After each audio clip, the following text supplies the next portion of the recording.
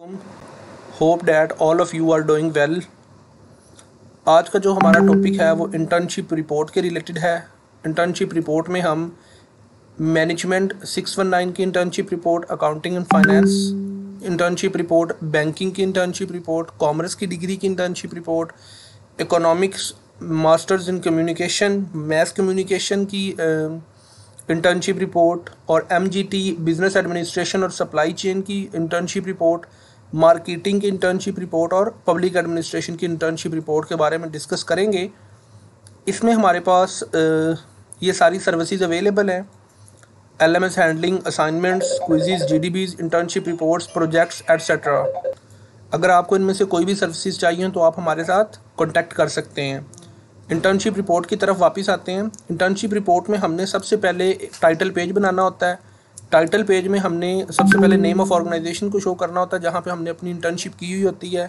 Next हमने यहाँ पे ये स्टेटमेंट लिखनी होती है सेम एज इट इज़, उसका जो फाउंड साइज़ वगैरह ये उसकी डिटेल्स बताई हुई हैं। नेक्स्ट सबमिटेड बाई स्टूडेंट का यहाँ पे स्टूडेंट ID आ जाती है और स्टूडेंट नेम आ जाता है। उसके बाद नेक्स्ट आपने department of management sciences, virtual university of Pakistan, इस तरह से इसको मेंशन करना होता है और नीचे आपने यूनिवर्सिटी का लोगो लगाना होता है।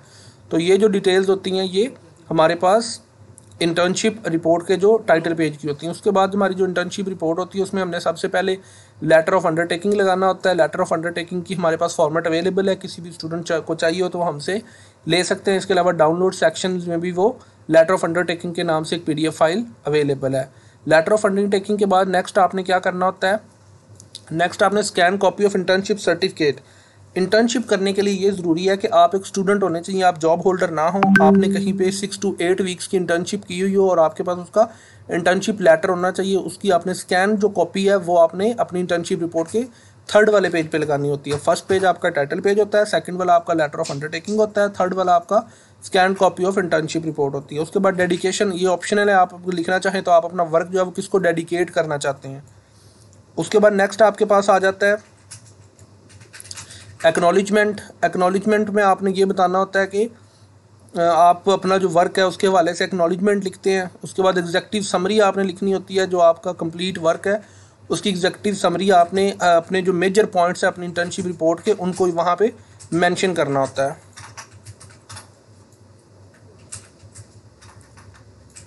उसके बाद टेबल ऑफ कंटेंट आपने बनाना होता है। टेबल ऑफ कंटेंट के अंदर आप अपनी तमाम मेन जो हेडिंग्स है उनको डिस्कस करते हैं, उनके पेज नंबर और एटसेट्रा डिटेल्स बताते हैं।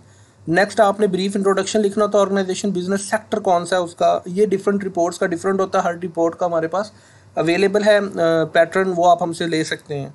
ये आपने मिनिमम 300 वर्ड्स का ऑर्गेनाइजेशन बिजनेस सेक्टर लिखना होता है। ये लिखने के बाद नेक्स्ट आपने उसके बारे में डिटेल वगैरह प्रोवाइड करनी होती है। उसके बाद ऑर्गेनाइजेशन, ओवरव्यू ऑफ ऑर्गेनाइजेशन आपने बताना होता है। इसमें आपने 1400 to 1600 वर्ड्स लिखने होते हैं। ऑर्गेनाइजेशनल ब्रीफ हिस्ट्री लिखनी होती है। ऑर्गेनाइजेशन हायरार्की चार्ट बनाना होता है। बिजनेस वॉल्यूम बताना होता है उस कंपनी का। प्रोडक्ट लाइंस बताने होते हैं। कंपटीटर्स उसके कौन कौन से बताने होते हैं।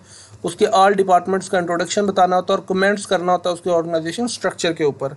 ये सारी डिटेल आपकी यहाँ तक ओवरव्यू ऑफ ऑर्गेनाइजेशन में आ जाती है। ये जो सारा डाटा आप कहीं से भी नेट और उनके अदर थिंग से आप ले सकते हैं। नेक्स्ट आपके पास आ जाता है plan of your internship program. आपकी जो इंटर्नशिप प्रोग्राम है उसका आपने प्लान बताना होता है। ब्रीफ इंट्रोडक्शन ऑफ ब्रांच, उस ब्रांच का, उस ऑफिस का बताना होता है जहाँ पे आपने इंटर्नशिप की हुई होती है। नेक्स्ट आपने starting and ending date of internship वहाँ पे मेंशन करनी होती है। नेम ऑफ डिपार्टमेंट्स मेंशन करने होते हैं, जस्ट नेम्स, जहाँ पे आपने वर्किंग की होती है अपनी इंटर्नशिप के दौरान। नेक्स्ट आपका ट्रेनिंग प्रोग्राम आ जाता है। ये 1400 to 1500 वर्ड्स का होना चाहिए, मैक्सिमम 4 पेजेस का। सबसे पहले आपने रीज़न बतानी होती है why you select that organization. उसके बाद आपने कौन कौन सी ड्यूटीज़ परफॉर्म्ड की, वीकली बेसिस पे, डेली बेसिस पे, आपने उन सब की डिटेल्स बतानी होती है। 1 by 1 उसको आपने एक्सप्लेन करना होता है। नेक्स्ट आपके पास आ जाता है जी जितने भी प्रोजेक्ट्स और वर्किंग आपको असाइन की होती है उन सब की आपने डिटेल वहाँ पे बतानी होती है। उसके बाद नेक्स्ट आपके पास है लर्निंग एक्सपीरियंसेस आपके कौन कौन से थे, ये 200-300 वर्ड्स का होना चाहिए। नॉलेज कौन कौन सा आपने गेन किया, स्किल्स कौन कौन सी लर्न की, उनकी डिटेल बतानी होती है। एटीट्यूड और वैल्यूज़ आपकी कौन कौन सी थी, मोस्ट चैलेंजिंग टास्क आपका कौन कौन सा था, ये सारी डिटेल्स आपने बतानी होती है।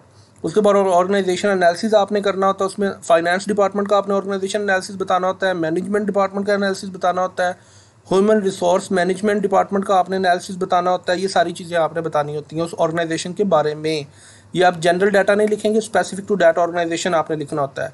नेक्स्ट आपके पास आ जाता है जी स्वॉट एनालिसिस। स्वॉट एनालिसिस में आपने उस कंपनी के स्ट्रेंथ, वीकनेस, अपॉर्चुनिटी और थ्रेट वगैरह बताने होते हैं। वन बाय वन आपने हर के 5-5 6 पॉइंट्स लिखने होते हैं और पॉइंट्स की फॉर्म में आपको स्वॉट एनालिसिस करना होता है। उसके बाद नेक्स्ट आपने जो है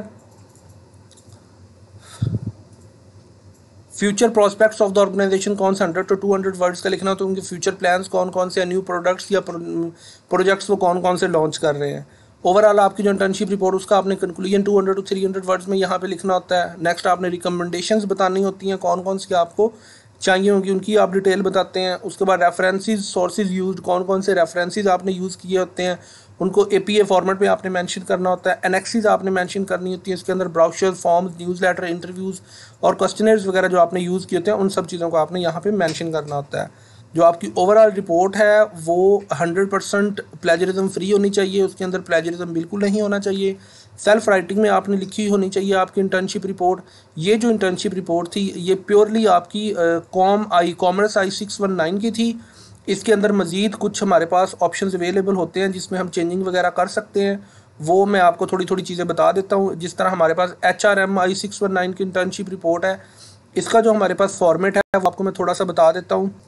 ये यहाँ पे HRM I-619 की मैंने फॉर्मेट ओपन किया है, इसमें ऑलमोस्ट सारा कुछ सेम है।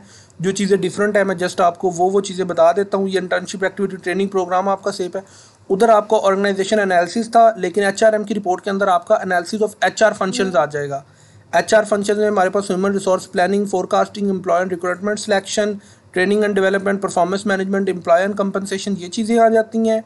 और उसके बाद आपका स्वॉट एनालिसिस की जगह पे यहाँ पे क्रिटिकल एनालिसिस आ जाता है। ये आपने 500 से 700 वर्ड्स का लिखना होता है और स्वॉट एनालिसिस भी उसके साथ आपका आता है। इस तरह से आपकी ये जो है HRM I-619 की इंटर्नशिप रिपोर्ट भी कंप्लीट हो जाती है। इसके साथ हम किसी और फॉर एग्जांपल MGT की जो हमारे पास इंटर्नशिप रिपोर्ट होती है, MGT की सप्लाई चेन की, उसका भी मैं आपको फॉर्मेट दिखा देता हूँ। उसमें कौन कौन सी चेंजिंग होती है। टाइटल पेज आपका सेम आता है, table of content, organisation structure. यहाँ पे आपने HR एनालिसिस के बजाय analysis of production and operation functions यहाँ पे करना होता है। प्रोडक्शन एंड ऑपरेशन प्लानिंग यहाँ पे आ जाता है, प्रोडक्शन फैसिलिटी लेआउट आ जाता है आपके पास, और management of quality, aggregate planning, supply chain management, warehousing, ये सारी चीज़ें आपने करनी होती है।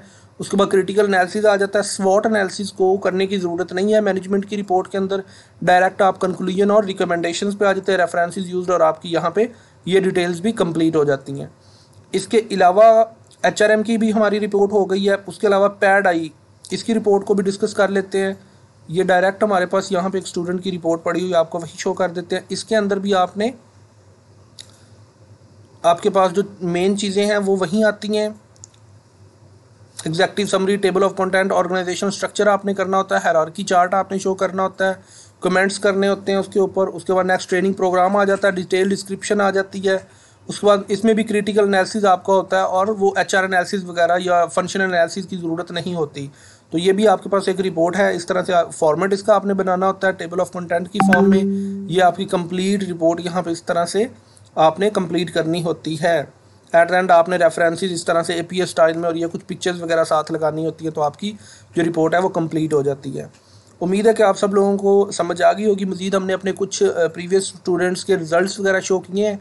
नेक्स्ट आप वीडियो के अंदर वो भी उनके रिज़ल्ट्स वगैरह भी शो कर सकते हैं। अल्हम्दुलिल्लाह ऑल स्टूडेंट्स हमारे जो थे वो पास हो गए थे। Thank you so much for your time.